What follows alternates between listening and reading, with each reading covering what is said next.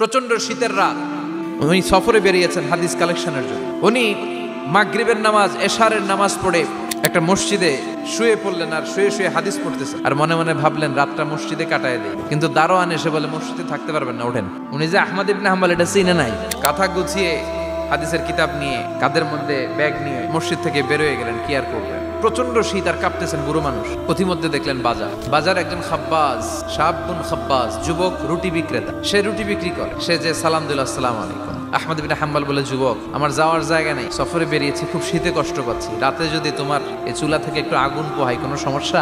যুবক বলে, না না, সমস্যা না, হালান ও সাহালান, বসে আমাদের আসেন, আপনি আগুন পোহাইলে আমার সমস্যা কি? আল্লাহ শুকরিয়া করে উনি বসলেন আর আগুন পোহাচ্ছেন। আর খেয়াল করলেন যুবক রুটি বানায় আর পরে আস্তাগফিরুল্লাহ, রুটির দলা বানায় পরে আস্তাগফিরুল্লাহ, খামির বানায় আর পরে আস্তাগফিরুল্লাহ, খালি এইটাই পড়তেছে। ইমাম আহমদ ইবনে হাম্বল তো অবাক, কিরে এটা আবার কেমন যুবক, খালি আস্তাগফিরুল্লাহ। উনি প্রশ্ন করলেন, যুবক, ঘটনা কি? আসার পর থেকেই তোমার দেখতেছি তুমি রুটি বানাও, রুটি বিক্রি করো আর পড়ো আস্তাগফিরুল্লাহ। যুবক বলে, আস্তাগফিরুল্লাহ আমার সবচেয়ে বেশি পছন্দের আমল, আমি সব সময় আঠার মতে ইস্তেগফারের সাথে লেগে থাকি আর সব সময় পড়তে থাকি আস্তাগফিরুল্লাহ, আর এর বদৌলতে আল্লাহ আমারে মুস্তাজাবুদ দাওয়া বানিয়ে দিয়েছে। আহমদ ইবনে হাম্বল তো অবাক, তুমি মুস্তাজাবুদ দাওয়া, রুটিওয়ালা? আমি এত বছর হাদিস পড়াই, আমিও তো মুস্তাজাবুদ দাওয়া না, তুমি দোয়া করলেই সব কবুল হয়ে যায়? যুবক বলে, না, আনা মুস্তাজাবুদ দাওয়া, আমি আমার জীবনে যত দোয়া করেছি কবুল করে নিয়েছে কে? সব দোয়া কবুল করে নিয়েছে আল্লাহ, একটা দোয়া ছাড়া। কি সেই দোয়া?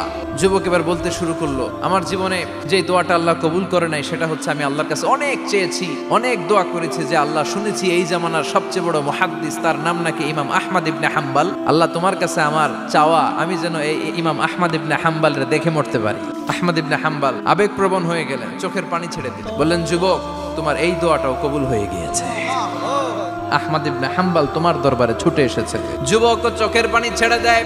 যুবক চিৎকার মেরে ইমাম আহমদ ইবনে হাম্বলকে জড়িয়ে ধরে, হাতে হাত রেখে মুসাফা করে, কপালের মধ্যে চুমু খায়, আর আল্লাহর শুকরিয়া করে বলে, ও ইমাম, আসলে এই দোয়াটাও আল্লাহ আজকে কবুল করে নিল।